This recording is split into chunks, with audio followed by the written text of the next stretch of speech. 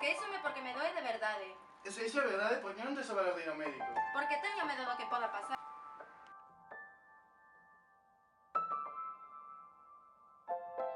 Que facemos o venres? Eu quería ir a dar un paseo. Eu teño un partido de tenis. Ah, pois a que hora? Ás 6 da tarde. Pois ao mellor podo ir. Eu non podo. E iso?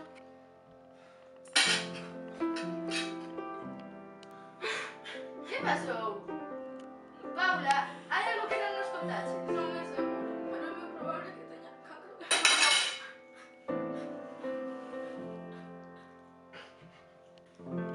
Estaremos contigo en todo, Paula.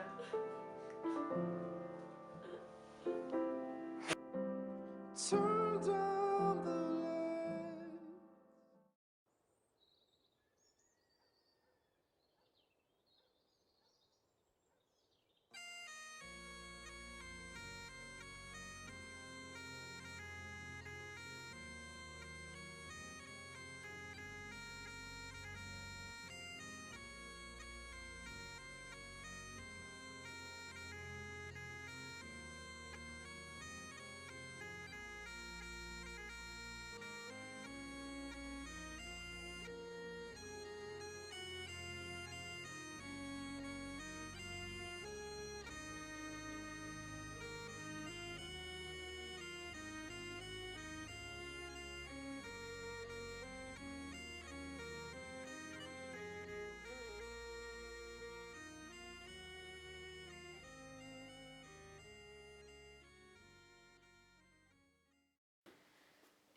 Vouche recetar uns fármacos que creo que ata o resultado das probas serán de axuda para as túas dores.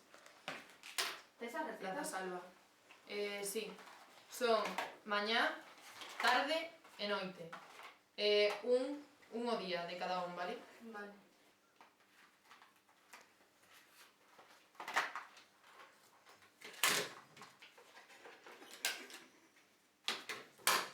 Aquí tes as recetas. E na farmacia máis cercana poderán darchos. Xa vou. Mira, podes chamar os seguintes. Grazas. Fernández Pérez Paula.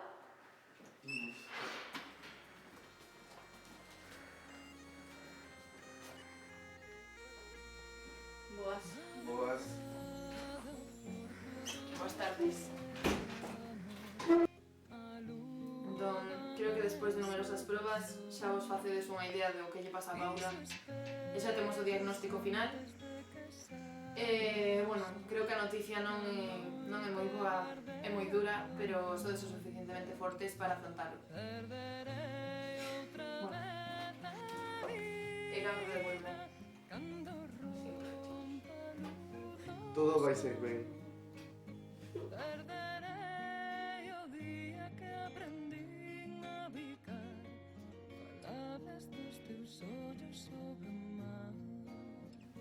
Paula, se queres curar, vas ter que recibir sesións de quimioterapia durante un mes. Estás de acordo? O sea, está ben, empezarás mañá, vale? Tes visita. Mar! Paula!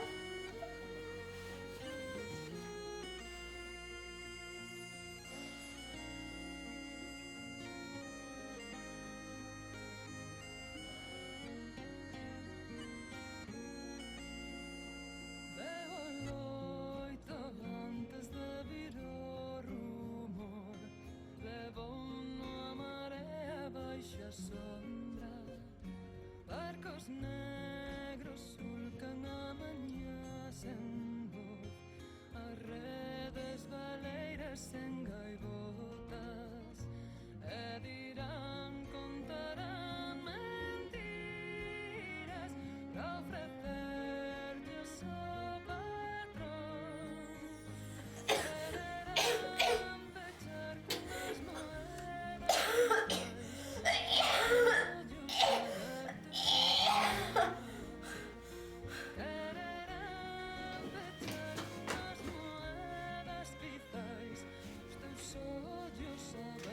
sobre o mar.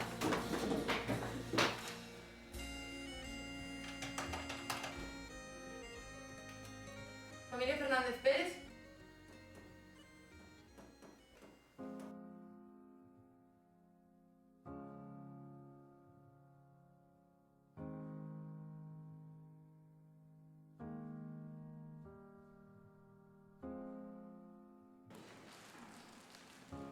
Chegamos a un dos momentos máis tristes e a vez doces da vida, porque o noso ser amado partiu desta vida como cristianos, deixándonos unha herdanza de esperanza.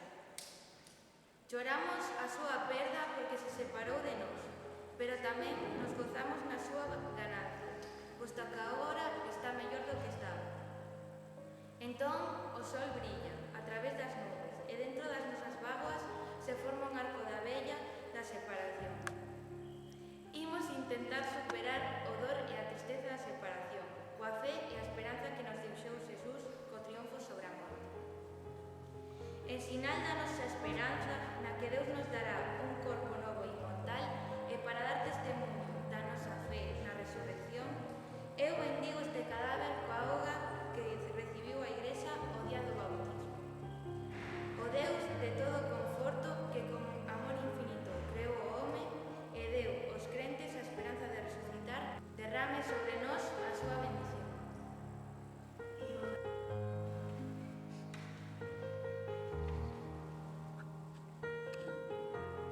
Agora a irmá da nosa amiga vai dicir unhas palabras.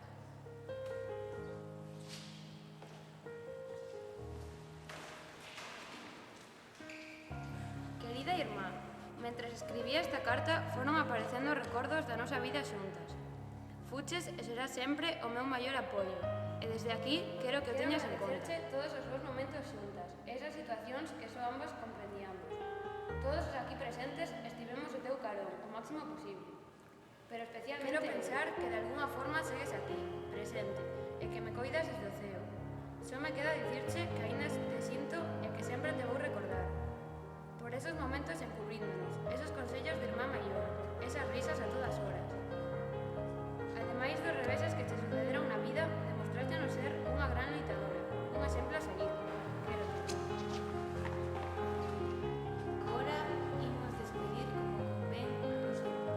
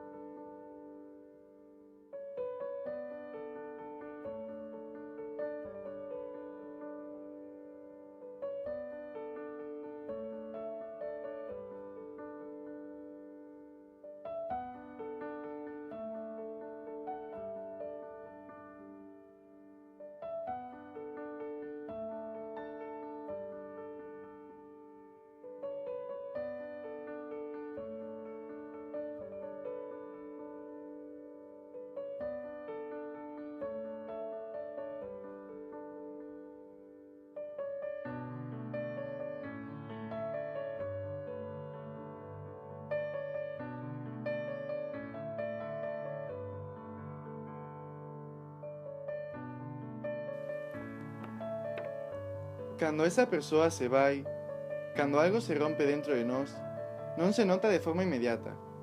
Pode doer, pero cos días faise moito peor. Creo que é o momento de escribirche o que nunca fun capaz de demostrarche, de dicirche, aínda que sexa demasiado tarde. Describiu o que sucedeu nunha carta que non vas recibir nunca. Esta vez, só quero ser claro. Sería mentira se non me errara que me trabuquei, contigo, desde o principio.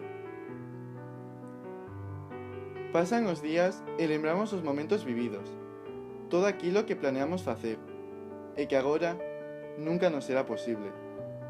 O camiño á recuperación é doloroso, pero como di a miña nai, o mal tempo boa cara, anda que sexa unha tempestade amainará. Cada día seguimos preguntando que será daquela persoa. Lembramos todas as cousas que vivimos xuntos, queréndonos de verdade, de corazón. O esquecer non é doado, e o camiño que deberíamos seguir é sempre tenebroso e sombrío.